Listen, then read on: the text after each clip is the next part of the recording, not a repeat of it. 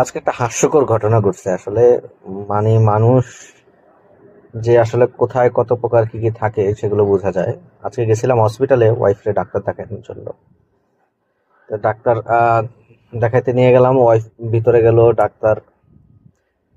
Doctor সিরিয়ালের জন্য ওয়াইফরে বসায় রাখলাম, কারণ অনেক মানুষ ছিল, এই কারণে সিরিয়ালে ওয়াইফরে বসায় আমি আর ছেলে এক এক পাশে দাঁড়ায় ছিলাম আর কি, বাইরে। তো হঠাৎ করে নাকি আমার ওয়াইফ যখন ডাক্তার দেখায় বের হইলো, বের হওয়ার পরে আমার ওয়াইফ আমার জিজ্ঞেস করতেছে যে তুমি নাকি ছেলের রাইখা নাকি গিয়া কোথাও নাকি বইসা মোবাইল টিপতেছো, তার দিকে কোনো খেয়াল নাই, কিছু নাই। তা আমি বললাম যে না, এই ধরনের কোনো ঘটনা তো ঘটে নাই। তো বললো যে আমার এক মহিলা বলল, বাইরে যিনি বসে আছে উনি কি আপনার হাজবেন্ড?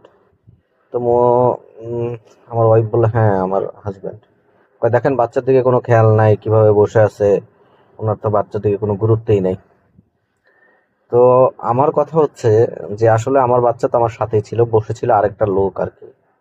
একটা লোক ওই যে সিঁড়ির মধ্যে বসে বসে ফোন টিপতেছিল। আসলে ওনার কোনো ছেলে নাই, বাচ্চাও নাই, ওনার ওয়াইফ দেখাইতে আসছে। তো ওই লোক বসেছিল, কিন্তু মহিলা মনে করছে যে আমি ওই লোক।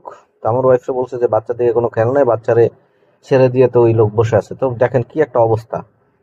মানে ঝামেলা লাগানোর জন্য লোকজন হসপিটালে বসে থাকে, মানে এদের কোনো কাজ নাই। কি বলবো আমি আসলে, কিছু বলার নাই। এই যে আন্তাজে গিয়ে একজনটা দেখে বলল যে ওইটাকে আপনার হাজবেন্ড, তো বাচ্চা নিয়ে এইভাবে এই করতেছে।